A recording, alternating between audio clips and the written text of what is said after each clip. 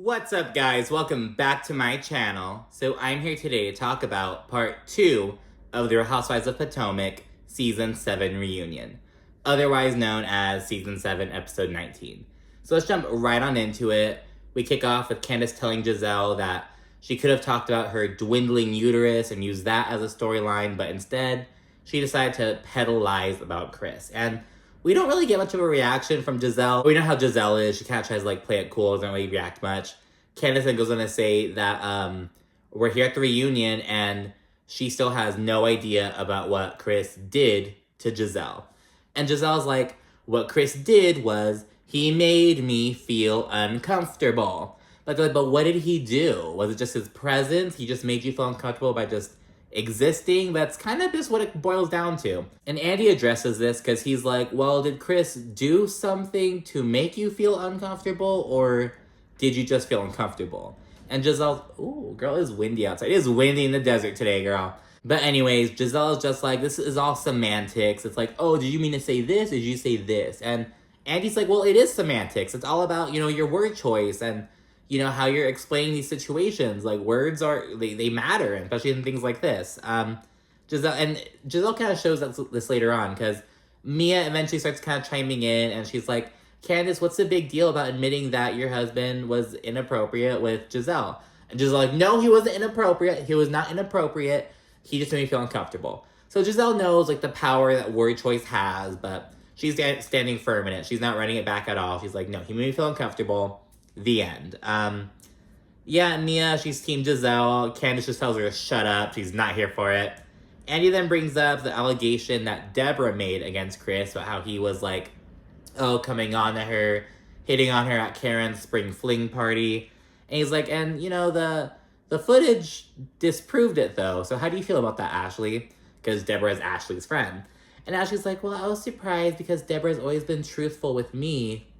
But, Deborah says that, it was editing, that, what Chris was saying in the audio wasn't aligning with how his mouth was moving. And it's like, okay, we're never going to see Deborah again. Bitch, do not come for production, especially if you're just some new, not even a friend of, just some bitch on the show. You know what I mean? And while we're on Deborah, the whole Happy Eddie thing comes up, because she's like, oh, Happy Eddie, blah, blah, blah.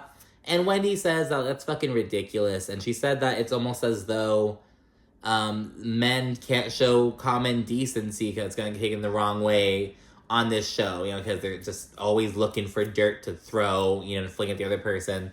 So Wendy brings that up. She's like, it seems like they're uncomfortable with men showing just general decency, not being an asshole. Andy then brings up Candiace's Instagram Live. And Robin says, look, I was in my feelings. We know that in the whole Instagram Live, Candiace actually said good things about Robin's business. Robin only saw the little negative clip where she was kind of talking in general. So Robin said she was in her feelings about that, and that's why she decided to put Candiace on blast. And Candiace's thing is Robin, you could have come up to me one-on-one and addressed it. And Robin's like, well, Candiace, why do you have a problem with me playing your words that you said on Instagram Live for this group of people? What the fuck? And Candiace is like, because you're my friend, and I think they both made points with that, because, it's like, well, girl, you're saying it on Instagram Live. It's not even, in a Snapchat video or some shit, it's on live, it's gonna come up. But yeah, Candiace says you could have come to me one-on-one. Hell, it could have, I think Candiace even addressed it on Twitter. She's like, that would have made a good scene. Hell, it could have been on camera, but it's it could have been a one-on-one thing. It didn't have to be all right, let's play it with the fucking JBL speaker. So yeah. And Robin then fucks up, because she says that Candiace gets so upset when things happen on camera, or when they address shit on camera. But she's like, if we're on a TV show, if things are happening while we're filming, it should be on the show. And shady-ass production, they fucking cut to 2 weeks later, we learn about the fucking Robin and Juan drama with a Toronto-based mistress coming down, blah, blah, blah. And it's like, Robin, you did not have to say it. This is the second time Robin puts her foot in her mouth regarding, the whole Juan drama. Production said 2020 is fucking hindsight. It's fucking adding that shit in. We then get a Gizelle segment, kind of touch on the house progress. her reasonably shady live show, and as well as Karen's live show, her health stuff, and her being on the prowl for a man. So we jump into the whole live show bullshit. Karen says that Gizelle and Robin's live show didn't inspire hers. She said she owes that to the Carol Burnett show. And they're like, I thought you said you owed it to Wendy Williams. They said Wendy Williams inspired it. And Andy even asked, like, what about Luann de Lesseps, the Countess? Like, she has a variety show, The Countess and Friends. Did that play anything? But Karen's like, no, it was all Carol Burnett. Mine was totally different. So touch on that. And Gizelle then speaks on her health stuff.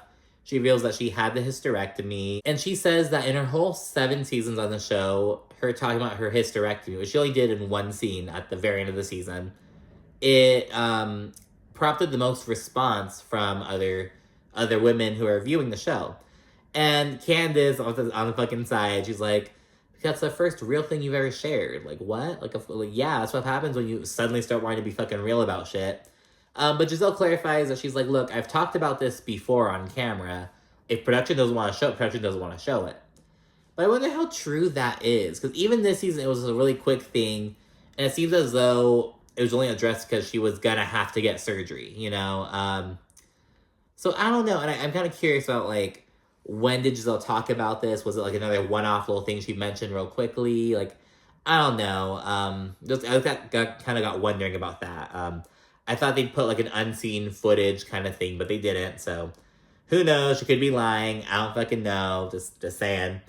Gizelle then speaks on how traumatic the whole experience was. It's emotional, and she's like, oh, well, we'll talk about it later. But Andy's like, no, we'll talk about it now. Like, you're not going to pull this shit, Gizelle. We're going to talk about this here. We're at the reunion.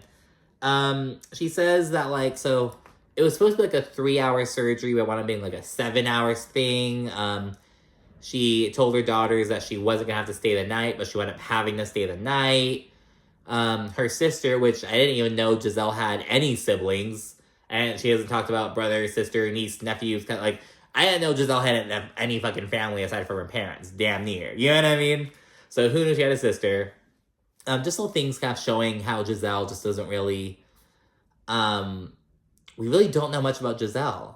You know what I mean? And I kind of think about this because, like, on RHOP vs. New Jersey, we have these new people, Danielle and Rachel. We've already learned so much about their families, their little dynamics, and it's like, I feel like I know more about their families than Gizelle almost. You know what I mean? Like, I know, like, okay, like, I don't know. It's just little shit. It's like, how old was Gizelle and her parents split up? Does she have any siblings? Is she close with them? What, like, little things like that, like, really go a long way, for me at least, as a viewer.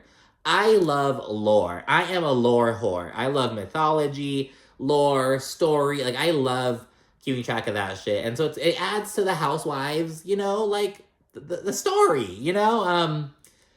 And Gizelle doesn't really have a whole, she's, you know, she stirs the pot, she brings all this drama, but that's kind of their point. They're like, Gizelle doesn't bring much to the table. She just stirs up what everyone else brings and gets by with that.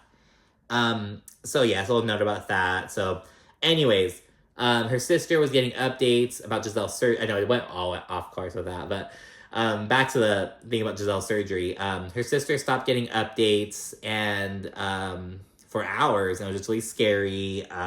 She expected to stay the night again, so it was just not a really good experience. Andy then brings up what I just said, how Gizelle is really private about her own life, but expects everyone else to talk about theirs. Gizelle denies this. She's like, if people don't want to talk about something or don't want to answer my question, that's fine. But multiple ladies, like Karen, Candiace, Mia, and I don't know if Wendy agreed. Well, I know Wendy is in agreement, but I don't know if she vocalized. You get what I'm saying? But the other couch was pretty vocal, except Robin, of course, about how Gizelle just bullies people into, you know, like what she did with Mia. Like, oh, is this cancer or not cancer? Like she'll fucking go do bullshit like that, but won't give the tiniest crumb of, you know what I mean? Gizelle then speaks on her and Jason. Andy asks what's the age gap between them? And Giselle's like, oh, I don't know, I'm not a mathematician. And Robin's like, it's about 16 years. And so yeah, talking about that, Giselle's like, oh, he has a lot of energy. And talk about, like, alludes to them having sex and shit. And Candiace is like, ew, that's disgusting. Candiace is taking every fucking opportunity to talk shit to Gizelle. say something under her breath. And, but yeah, but it's okay. Because at first I was kind of like, girl, like, shut up. But it's kind of entertaining. And also, Gizelle's doing even more underhanded shit. Because we get to the Wendy segment. And Gizelle's being really disrespectful. A big part of Wendy's, so main foci were her health, her Nigerian lounge pursuit, and Wendy versus Mia, of course. And during the health segment, specifically, Gizelle was fucking looking at her phone, putting her, like, reapplying her lip gloss. Later on, she said she doesn't like Wendy, like, like, it's just, like, Gizelle's being a big bitch to Wendy, who's not even saying, she's just literally on the couch. So, I don't mind that Candiace is over there talking shit to Gizelle. People are not fond of Gizelle in this segment, to be all around. But yeah, so we're talking about Wendy. They get into the whole drink throw drama. Andy says that he doesn't get why Mia did it. He's like, I didn't think it was that serious. I don't know why you threw your drink at her. Can you explain? And Mia's like, well, how I recall the situation, I poorly delivered my message, and Wendy was just really going after me and my family, blah, blah, blah, playing the victim. And everyone's like, no, Wendy only mentioned you and Gordon after you fucking threw your drink at her. Like, after you did that shit, then it was on. Wendy says that Mia can't take ownership for assaulting her, and that's fucked up. And Mia's like, oh, okay, well, you're just mad because you had sex with Peter. Yeah, want me to tell him how you gave him the cookie? Want me to tell him how you gave Peter the cookie? She's saying that shit, and everyone's like, girl, what the fuck? Like, no one believes Mia. Everyone thinks she's full of shit, and it's like, girl, she's just trying to deflect, you know? Like, I don't know. It was just so... It was like it was farcical. It was so ridiculous. It was funny. It was just like, girl, what the fuck? Yeah, they just moved right past that. Like, they don't even entertain that. We get a viewer question asking about why, during that altercation, Robin said that Wendy was being antagonistic. She's like, how can Wendy be antagonistic if she got the drink thrown at her? Like, how is she prompting someone? You know what I mean? And Robin's then like, oh, I didn't want Wendy to fight on TV. And Karen jumps in. Karen hasn't said much, but she does say something. It does something. She's like, then why ask fight or shut up? And Robin's like, well, hold on. Yes, I'll address that. So Robin says that she meant that, look, I don't want you to fight on TV. You don't want to fight on TV. But if you are going to continue this argument, like if you're serious about this shit, just fucking do it, get it over. You know what I mean? But I don't want you to fight. But bitch, if you're gonna keep talking, fucking square up, you know? So that's what Robin says. And then we get to like more conversation about her behavior. We see the clip, like at two different points in this reunion, we see the clip of Robin and Monique with the umbrella 2 different times. I think we see Robin and Ashley when she's pointing her finger in Ashley's face at the restaurant. We see that like twice. Just shed light on how Robin has started her own Ferris shit and gotten away with it. And yeah, while we're on the subject, let's talk about how Ashley flip-flopped her stance on violence from Monique versus Candiace to Mia versus Wendy. And Ashley's like, no, I didn't change my stance. Back when Monique did what she did to Candiace, everyone surrounded Candiace in support, as they should have, and, you know, slammed Monique as being a bad representation of Black women, you know, not knowing how to control herself, blah, blah, blah. But Ashley says that that wasn't the case when Mia went after Wendy. Everyone rallied around Mia, the aggressor, said that Wendy was being antagonistic, blah, blah, blah. And Ashley says that that wasn't right. And this whole time, Candiace is just sitting back all smug, like, yeah, you know, like, just chiming in, saying that Monique deserved all that drama. And she probably did, but I just think it's interesting, because in a little bit, they have the whole colorism segment, where we kind of talk about how people with darker skin tones will be judged more harshly than lighter skinned people. But Candiace can't really see how they rallied around Mia because she's lighter skinned, and we're so quick to demonize Monique. Because, yeah, Candiace benefited from Monique being demonized, but she can't acknowledge that Monique was demonized as a result of colorism. Does that make sense?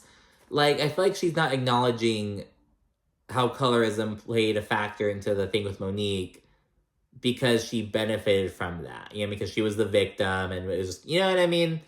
So in that instance, I thought that was kind of interesting because, yeah, Candiace is just like, yeah, fuck Monique. Monique deserved everything that happened to her. But she's not acknowledging that they brought the hammer down on Monique, regardless of the argument of whether it was deserved or not, but they're refusing to do the same with Mia. You know, it's kind of weird. And while talking about it, Gizelle's like, well, what Monique did and what Mia did are two totally different things. And she says that Monique basically beat Candiace up while Mia threw a drink.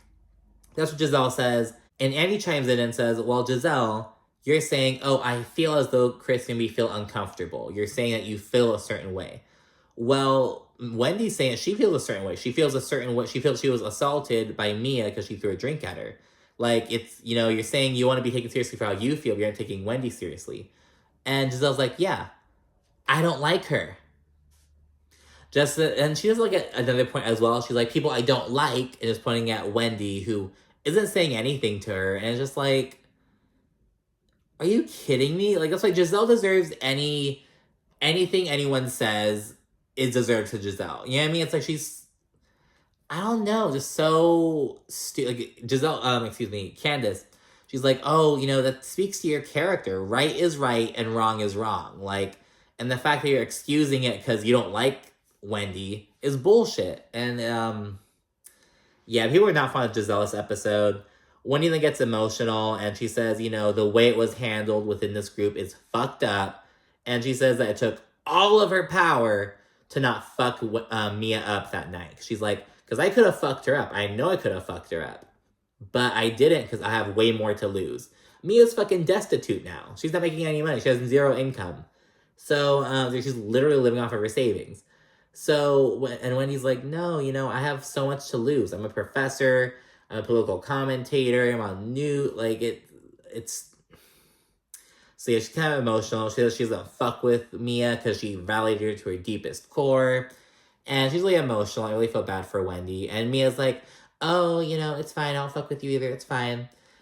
And after Wendy's like, you validated me to my core, Gizelle's like, weren't you guys, like, showing each other's pussies and making out in Mexico, like, a day later? And Wendy's like, yeah, it was a tequila, like, you know, whatever. Like, you know, it was a good vibe, but it still hurt, you know what I mean? And I don't know, Gizelle was just so nasty. It's a nasty, vile spirit this episode, to be honest. We then cut to commercial. We see Jacqueline roll in. She's kind of getting ready, getting her makeup done, and she says she's ready to address a lot of shit. And then we get the colorism segment. Andy says that, you know, he and the production crew weren't kind of sure of how to address it because people are kind of, all season on Twitter, people have been like, we need to talk about this shit at the reunion, and we need someone besides Andy to fucking lead it. Because they're like, Andy's not going to fucking facilitate this conversation, blah, blah, blah. So they kind of wanted to, like, should we bring a moderator? Should we do this, that? They kind of exploring different options to take. Andy says that's when we decided to have the production crew reach out to each individual woman, you know, just kind of get their thoughts on the situation and move forward from there. So they all agreed to, you know, not have a moderator, kind of talk about it there at the reunion. And Andy notes that Candiace had the most to say about the subject, so kind of gives her the floor. She reads the definition of colorism out loud, kind of agreed to the definition. And then Candiace points out how, you know, she feels as though because she has a deeper complexion, she's treated differently than Robin is. She says that I'm, you know, the known as the one who's quick to yell, quick to get emotional, quick to cry. I'm the crybaby. Well, we've seen Robin, you know, get aggressive multiple times, and she doesn't have the same label. And Gizelle then has a question. She's like, wait, I'm confused. What does your skin color have to do with you being a crybaby? I'm confused as what the correlation is between them. Karen then chimes in and clarifies, you know, for centuries, people with lighter skin tones have benefited more than people with darker skin tones, kind of just explaining that. And Ashley then has a question. She's like, well, you know, how do we know that they're attributing it to colorism? How do we know if they just don't like, what if they just don't like Candiace as a person? What if they just don't like her attitude or personality, you know, whatever. And then she speaks on how, like, how she, Robin, Gizelle, Mia, they have privilege as women with lighter skin tones, and she acknowledges that, and she says, you know, that she apologizes, you know, for how they feel as though colorism is playing into their dynamics, But Ashley says, I don't think that is a factor in this group. I don't, she says she's gotten into it with every woman on the cast at one point, and just kind of discuss it a little bit. It's not too long. After this acknowledgement, Candiace gets emotional and really thanks Ashley for just acknowledging that privilege. And they move on from there. You know what I mean? It wasn't, they didn't spend too much time on this. However, Gizelle, before we move on, she's like, they can't talk about, oh, Michelle Obama's watching. Like, hopefully made her proud, her talking about this, you know? And Giselle's like, we went high. Now let's get back to low.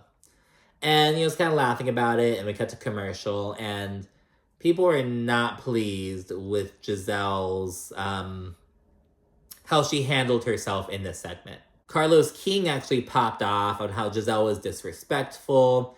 He questioned how her ancestors would feel about her commentary. He then brings up how she's the daughter of a civil rights activist, although some shit about her dad recently came up about he was like trash talking a black congresswoman from Texas because like someone he was running against or some shit. I don't fucking know, girl, but yeah, kind of talking about that.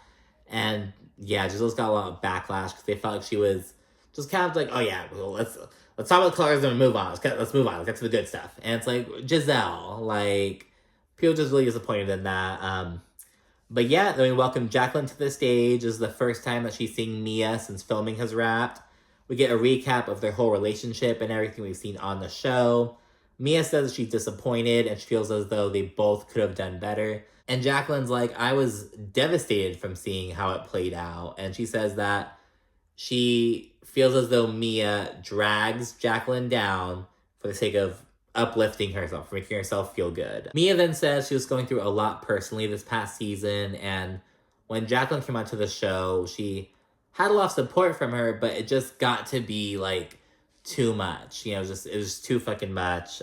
Jacqueline then says that she hasn't let her mom watch the show because of how everything played out. But other family members have seen it and they're all disgusted by Mia's behavior. Because remember, they like go back to like when they're fucking like 13, 14. So they talk about that and Mia's like, well, you guys know how I am. I can just move on from things the next day like nothing happened. And Jacqueline's like, yeah, Mia, that's the problem. You're unhinged. Mia denies this, and Jacqueline's like, no, bitch, you want to know why you're unhinged? Because you sent that fucking group chat trying to talk shit about me for being on food stamps, having unemployment, being in foreclosure, and living with my mother. How fucking dare you? She sent it to, like, all the other cast members, basically. And Jacqueline says that Mia's family business is in shambles, and she knows all about it. They both bring their separate receipts, and yeah, Jacqueline's pissed, you know, and rightfully so, I think. She's like, probably seeing Mia in the it's always the confessionals. That's what always pisses bitches off, the confessionals. Seeing it was probably Mia's confessionals, because Jacqueline's like ready, and I hope she gets Mia. I hope she does it. But yeah, let's wait for next week for that. But anyways, that's part 2 of the Real Housewives of Potomac Season 7 reunion. So be sure to like, comment, subscribe, and stay tuned for more. Thanks again. Bye.